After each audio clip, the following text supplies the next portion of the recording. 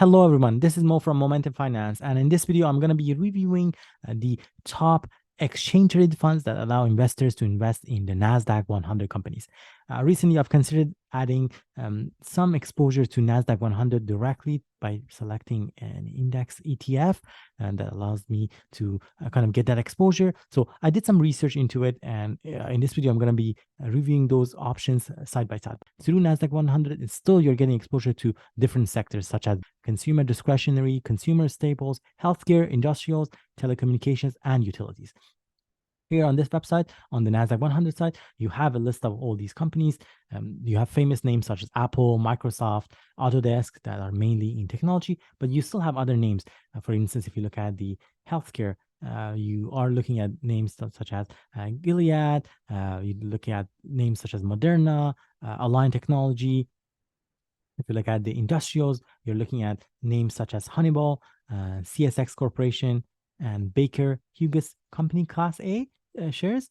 Under the consumer discretion, you have names that are listed here. Some examples could be SiriusXM Holdings.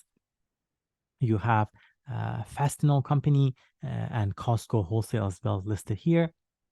If I pick a few names from utilities, examples are only a handful of them. We have Xcel Energy, Exelon Corporation, and Constellation Energy. Now, with that out of the way, let's take a look at the top ETFs that allow investors here in Canada to actually get exposure to the NASDAQ 100. So there are four names and ETFs that I'm going to compare them head to head. These include 𝐻XQ, as the name suggests, is offered by Horizon NASDAQ 100 Index ETF. Then we have XQQ. It's offered by BlackRock, iShares NASDAQ 100 Index. This one is hedged to Canadian dollars. Next one is QQC, Invesco NASDAQ 100 Index ETF. And lastly, BMO NASDAQ 100 Equity hedged to Canadian dollars, ZQQ. So of all these four that we are going to be reviewing, 2 of them are hedged for Canadian dollars, namely XQQ and ZQQ. Looking at the fund information for these ones, they're all traded on Toronto Stock Exchange and give you exposure to large growth. With these funds, you're not necessarily focused on dividend. In fact, it's probably the last thing here. The focus here is mainly on growth. And you want to get exposure to these companies if you have a more of a longer term horizon with more risk, but at the same time, more focus on growth. One of the key criteria that we would like to always compare is, in particular, MER, management expense ratio, is one we are keenly interested in. A few days ago, I did post something on Blossom talking about how important the MER is. Unlike many of the mutual funds that have very high management expense ratio, and still probably give you exposure to NASDAQ, sometimes upwards of 2 to 3% fee. With these index funds, you're having the same exposure, but at much, much lower fees. Look at the fees. It's just insanely low in comparison to those mutual funds. For example, the lowest fee here belongs to QQC, which is only at MER of 0.20%. The highest here belongs to the ZQQ, which is at 0.40%.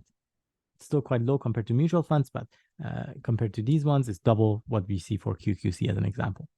If you look at the performance, we just have to keep into account that these funds have been established and initiated at different times. I believe QQC was one of those ones that actually had its inception later. If you look at the 1 year return, they were all around in the past 1 year, so it would be a good comparison as an example. If I hover over it, you do see that in the past 1 year, the best performance indeed belongs to the one from Invesco, which is the QQC. And then following that, the second best performance was to the Horizons that we have here, and that was the one with 𝐻XQ. You do notice that the other ones definitely lacked quite considerably, and the main reason behind it is because the hedging to Canadian dollars, and that's really caused this trailing greatly behind the other two. So for me, definitely I would say, if you are considering to invest in NASDAQ, personally at least, I would say could reconsider whether you want to get exposure to Canadian hedge or not. I would not personally go for that, and instead try to truly follow that exposure to the NASDAQ 100, knowing that it is still available for me in Canadian dollars, but I don't have to worry about the Canadian hedging. And my first pick So far, based on the MER and the return that we've seen, is QQC. Let's take a look at other performances, though. I'm just curious how things are panning out in over the longer period of time. If you look at the past 3 years, here's when you start noticing some differences. As an example, you do see that our shares of QQC have not been around in the past 3 years, so it's not really a true comparison. You do see it's lagging behind, but at the same time, it's not been around that long, so it's not fair for us to compare it that way. Instead, why don't we select the option of common inception? Here, we go as far back as in time as the fund that had its inception the latest. So this way, we ensure that all of them are starting from the same point in time. So that's more of an apples to apples comparison. If you look at that, the results are again out there. Clearly, you see that the best performance here again belongs to QQC. Following that, the second best performance belongs to the one from Horizon, 𝐻𝐋𝐈𝖖. The one in hedge for Canadian dollars are still lagging behind considerably. You do notice how we are looking only at a return of around 3%, which is quite low in comparison. And if we move on to this table, you do see the returns for these funds at different time horizons. Year to date, the best performance belongs to QQC at 33% plus. The 1 month return, again, the best performance belongs to QQC at 8%. 3 months return, again, belongs to QQC, the best performance at 20% plus. The 6 months return, story repeats itself. QQC is the best one. The 1 year return, similar story, as we alluded to earlier as well, that close to 24% return. But then here, things start to showcase how we don't have a 3-year return, 5-year return, because QQC has not been around that long. Its inception date is more recent compared to the other one. If we look at the returns since their own unique inceptions, QQC is lacking behind. But keep in mind, again, it's not fair. You can't compare it this way because this is almost like comparing apples to oranges. They have different inception dates, so you can't really try to compare those numbers head to head. Instead, we should look at the return based on common inception, which we did look at it at the chart above. Looking at fund data, all of these funds do pay some dividend distributions, but in different type of intervals. The 𝐻𝐋𝐈𝖖 that's paid in annually, QQC that's paid in quarterly, the one from BlackRock, which is 𝗋𝐋𝐈𝖖, that's paid on a semi-annual basis, and lastly, 𝗁�QQ that's paid on an annual basis as well, similar to what we talked about for 𝐻𝐋𝐈𝖖.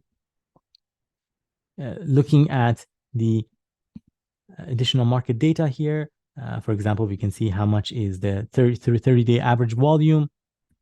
The highest volume of trading currently belongs to the 𝗋𝐋𝐈𝖖, and then for QQC, we still have a very decent. It's on the third spot at around 27,000 shares traded, and the second highest spot belongs to 𝗁�QQ at around 34,000 average 30-day volume. Looking at the holdings, they're pretty much would be the same. For QQC, you do notice that it's not listing the name of the companies and instead listing the underlying ETF, because it's mainly consists of the shares of Invesco NASDAQ 100 ETF QQQM, and the rest of it is Canadian dollars and US dollars.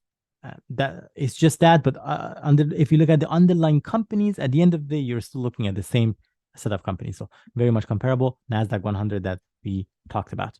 Having said that, after looking at the past performance, the management expense ratio MER, and the the specifics that we talked about for each of these 4 ETFs, I'm personally leaning more towards the QQC. That would be one that I would like to add to my portfolio gradually over time. But I would love to hear from you. Do you have exposure to NASDAQ 100 in your portfolio through an ETF? If you do, which one of these ones that we talked about do you have in your portfolio, or perhaps another ETF that we haven't talked about? Let me know in the comment section down below. And if you don't mind, I would love it if you also subscribe to my channel on YouTube.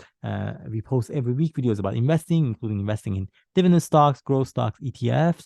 And we also talk about ways to reach financial freedom. Thank you, and I hope to see you all next time.